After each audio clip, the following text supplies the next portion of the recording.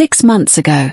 My mother stood up at Easter dinner, raised her glass, and told 25 people that I was the only one in the family who couldn't afford a home. Everyone laughed. Not loudly. Just enough. Enough to make it real. Enough to make it stick. My father nodded like it was a fact. My sister leaned toward me with that soft, practiced smile and whispered, "Don't worry, not everyone figures life out at the same pace." I didn't respond. Because the truth was sitting quietly in my pocket. And none of them were ready for it. My name is Harper Holloway. I'm 31 years old. And for most of my life, my family told a very specific story about me. That I was unstable. Behind. Struggling.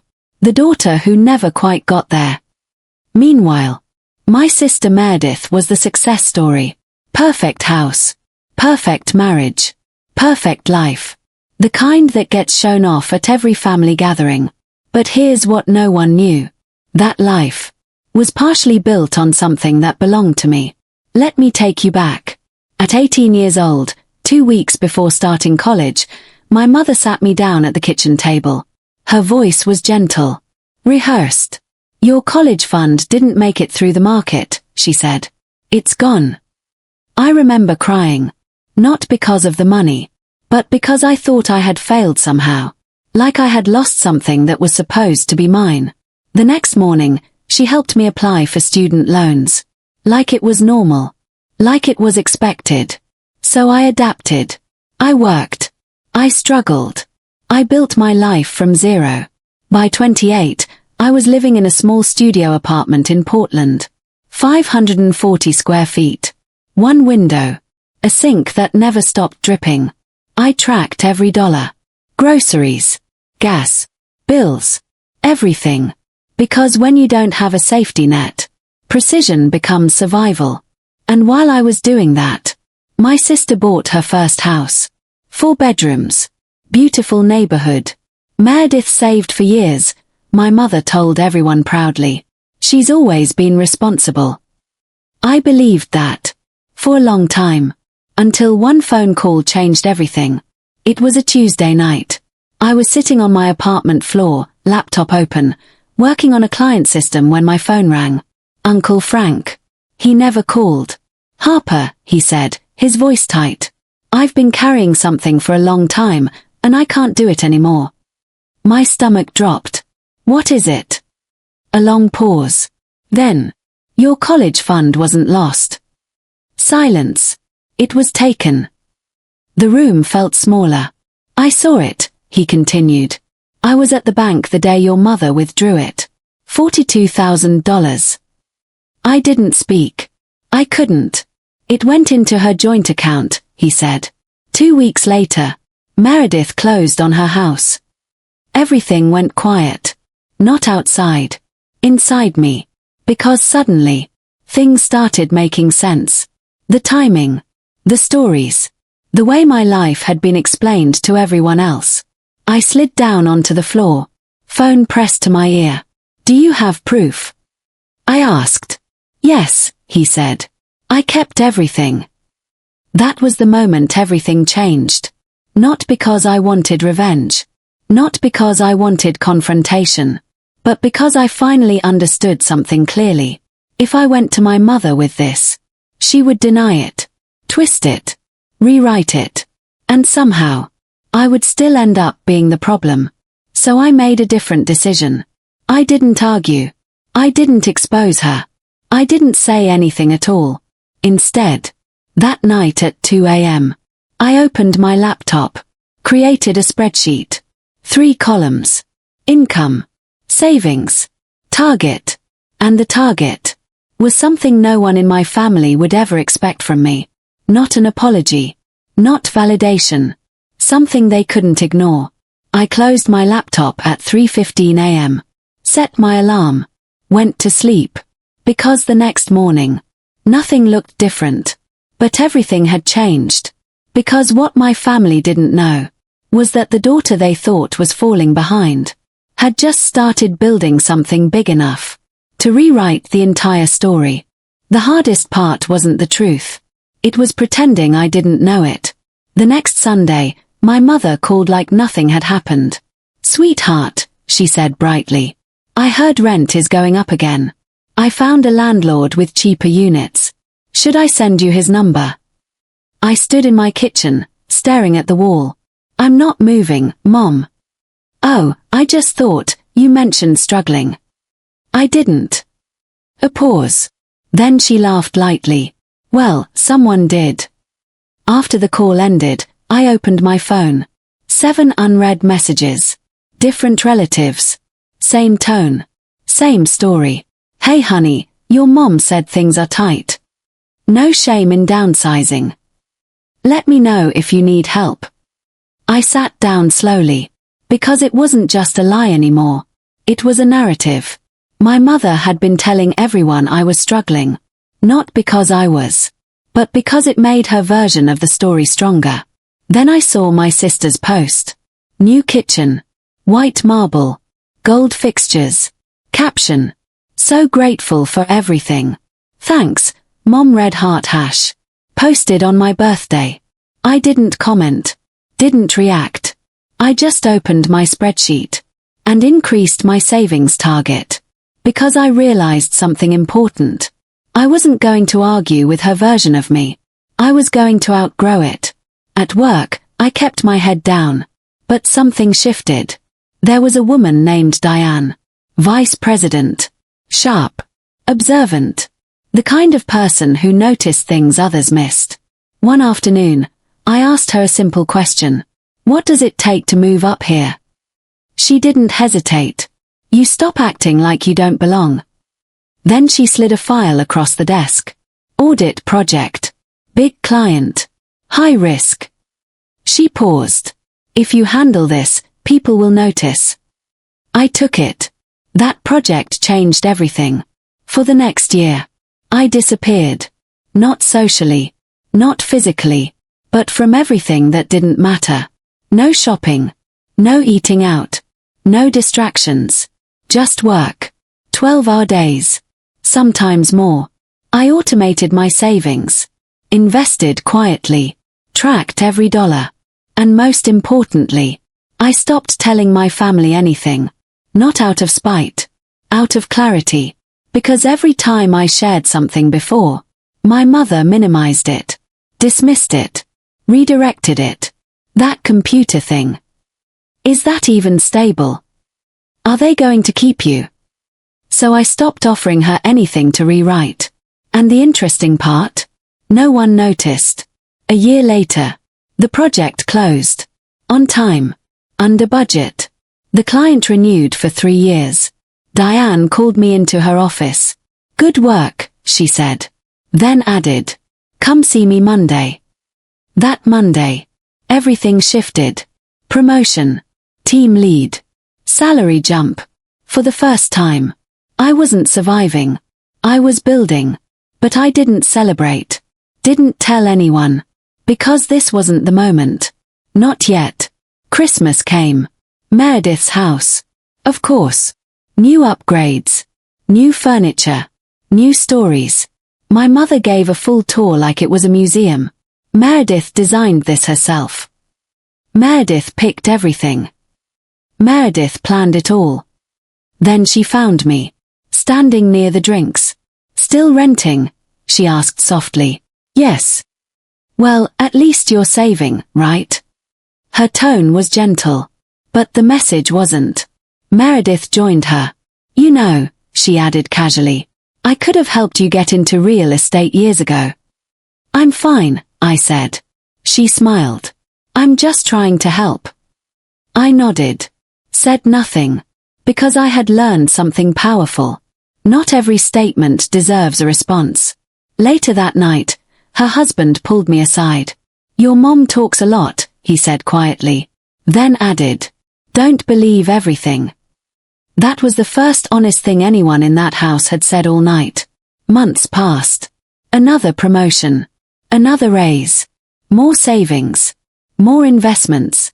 And slowly, something started to take shape. Not just numbers. Not just progress. Something bigger.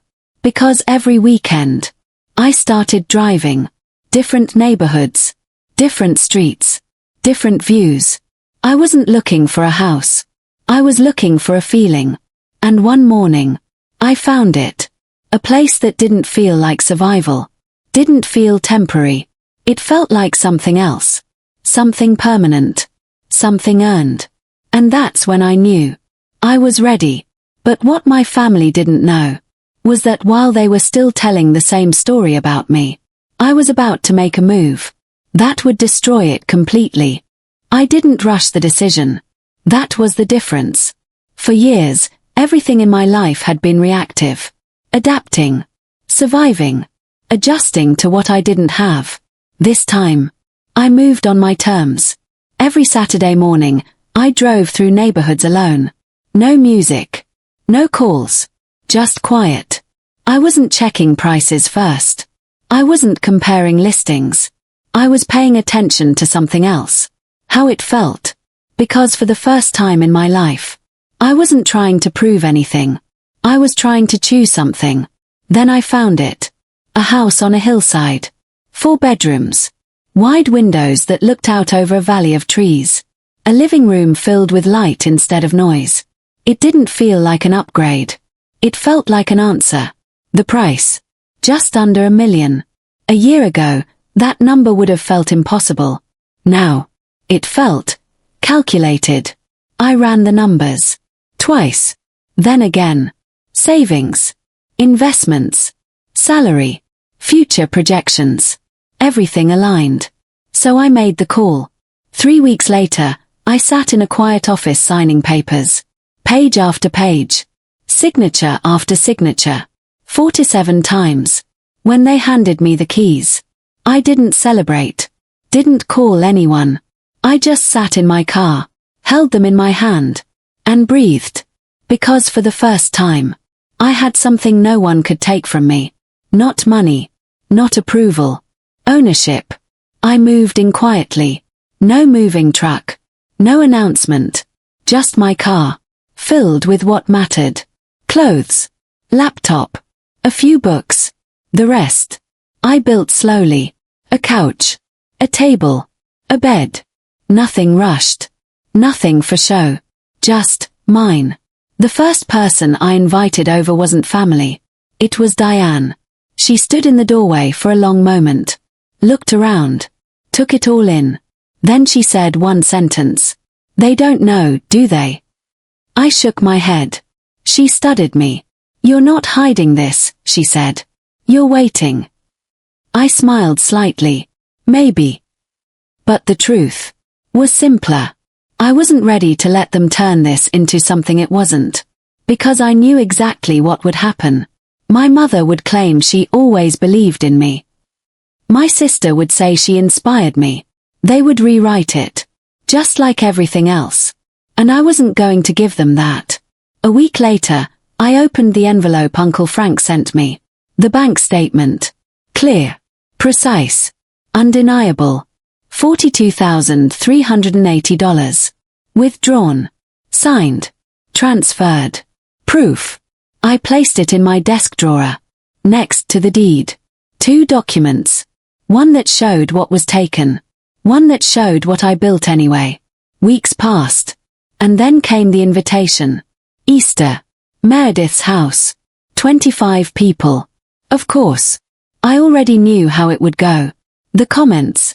The comparisons. The performance. But this time, I wasn't walking in empty-handed.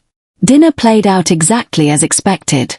My mother moved through the room like she owned every conversation. Meredith designed this.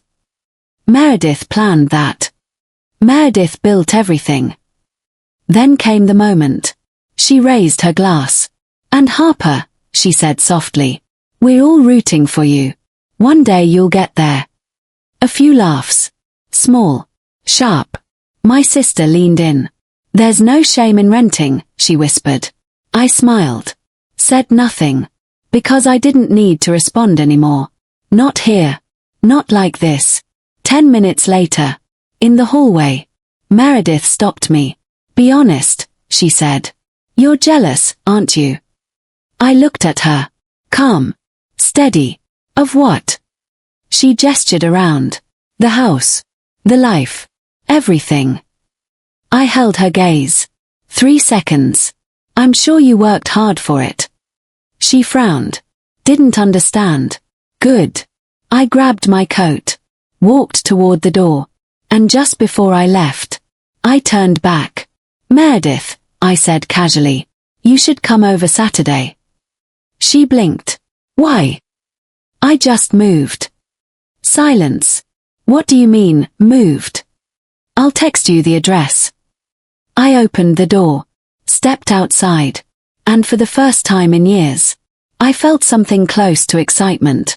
Not anxiety, not pressure, anticipation. Because this time, I wasn't going to explain anything. I was going to show them. And when Meredith showed up that Saturday, and saw what I had built, she didn't argue. She didn't joke. She called our mother immediately, and said 5 words that changed everything. Mom, you need to see this. Saturday arrived slower than expected. Not because I was nervous. Because I was ready. I cleaned the house twice. Not out of anxiety. Just to keep my hands busy. The floors were already spotless. The kitchen untouched. But I wiped everything down again anyway. Then I made tea. Set 2 cups on the table. Simple. No performance. No staging. Because I didn't need to impress anyone. The house would speak for itself. At 1:45 p.m., my phone buzzed. Meredith, on my way. Send the address again. I sent it. A minute later, another message. Wait, this is West Hills. No reply. I placed my phone down, poured hot water into the teapot, and waited. At exactly 2:03, I heard tires on gravel. I walked to the door, opened it before she knocked. Meredith stood at the edge of the driveway, frozen. Her eyes moved from the house to me, then back to the house again, like her brain couldn't process it. Hey, I said calmly, come in. She didn't answer, just walked forward slowly. Her heels clicked against the stone path. Sharp, uneven. She stepped inside, and stopped. High ceilings, open space, light pouring in from every direction. She turned slowly, taking it all in. This, she whispered, is yours. Yes. You bought this. I did. She walked into the living room, touched the wall, the countertop, opened a cabinet, closed it. Then she walked toward the glass wall, and just stood there, looking out. Harper, she said quietly. How? I didn't rush the answer. I worked, I said. I saved. I invested. She shook her head. But you were renting. I was. Silence. Now I'm not. That's when it hit her. Not just the house. Not just the money. The timeline. Her entire understanding of me collapsed in real time. She sat down slowly on the couch, like her legs gave out. Then she did something I didn't expect. She pulled out her phone. Her hands were shaking. She hit dial. Mom, she said, voice unsteady. You need to come here. A pause. No, right now. Another pause. You have to see this. She hung up. Looked at me. I didn't know, she said. I know. And for the first time. That wasn't sarcasm. 19 minutes later, another car pulled into the driveway. Faster than expected. My mother got out first. Heels sharp against the pavement. Controlled. Composed. My father followed behind her. Slower. They walked toward the door. And for the first time in my life, I didn't feel small waiting for them. I opened it before they knocked. Hi, Mom. She stepped inside, took one look around, and stopped. Completely. No words. No reaction. Just silence. She walked forward slowly, touched the back of the couch, looked at the fireplace, the shelves. Then she reached the windows, and froze again. But, how? She whispered. I've been doing well for a while, I said calmly. You just never asked. She turned. Her expression cracked slightly. You never told me. I tried, I said. You didn't listen. That landed hard. My father stood near the doorway. Still. Then he spoke. I'm proud of you. 3 words. Simple. But they hit harder than anything else that day. Because it was the first time I'd ever heard them from him. My mother turned toward him sharply. You knew about this? No, he said quietly. Then something unexpected happened. He walked across the room. And hugged me. Tight. Real. And for a moment, everything else disappeared. When he stepped back, the room felt different. Heavier. More honest. Meredith was sitting in silence. My mother standing still. And that's when it shifted. Because for the first time, they weren't leading the narrative. They were reacting to mine. But what happened next was the moment everything truly broke. Because when the truth about the money finally came out, this wasn't just about success anymore. It became something much bigger. The room felt different now. Not tense. Not loud. Just exposed. No one was pretending anymore. Meredith was still sitting on the edge of the couch, staring at the floor. My father stood beside me. And my mother. She hadn't moved from the window. But I knew this moment wasn't finished. Not yet. Because there was still something they didn't know. I walked toward the kitchen table, opened the drawer, and pulled out an envelope. The same one I had kept untouched for weeks. I placed it on the table. What's that? My mother asked carefully. Something you forgot to mention, I said. Her expression shifted. Subtle. But I saw it. That flicker. That recognition. I opened the envelope. Pulled out the document. Laid it flat. A custodial account, I said calmly. Opened when I was 3. Silence. $42,000, I continued. Saved for my education. My sister looked up. Confused. What are you talking about? She asked. I didn't answer her. Not yet. I pointed to the bottom of the page. March 14th, I said. Full withdrawal. Then I looked directly at my mother. Signed by you. The room went still. Not quiet. Still. Meredith stood up slowly. Walked toward the table. Took the paper in both hands. Her eyes moved across the page. Once. Twice. Then she looked at my mother. Mom, she said. No answer. Just silence. You told me, Meredith continued, voice shaking. You told me this was your savings. My mother's jaw tightened. It was family money, she said quickly. I made a decision that was best for everyone. For everyone. I repeated. Meredith needed stability, she snapped. She was starting her life. And I wasn't. I asked. That hit. Because there was no answer that could fix it. My father sat down slowly in the nearest chair. You told me the fund was gone, he said quietly. You showed me documents. My mother didn't look at him. They were real enough, she said. No, I said. They were convenient. Meredith stepped back from the table. I didn't know, she whispered. I believed her. But belief didn't erase the impact. You didn't ask, I said gently. She flinched. Because that was the truth she had to carry. Then something unexpected happened. My mother tried to take control again. I raised you, she said, voice rising. I gave you everything you needed. I nodded. Yes, I said. You raised me.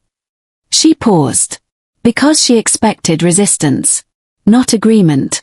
And I'm grateful for that, I continued. Her expression softened. Just for a second. Then I finished. But you also took something that wasn't yours. And just like that, the moment snapped back into place. I'm not asking for the money back, I said calmly. I don't need it. That confused them. Because they thought this was about money. It wasn't. It's about the story, I said. I looked at each of them. You told everyone I was struggling. You made me the example of what not to be. My voice didn't rise. didn't shake. And you did it, using something you took from me. No one spoke. Because there was nothing left to argue. No version of this where they were right. I'm not cutting anyone off, I said. But things are changing. I let that settle. You don't get to define my life anymore. My mother opened her mouth. Then closed it. Because for the first time, she didn't have control of the narrative. I picked up the teapot. Poured tea into 2 cups. Set one in front of Meredith. Left the other empty.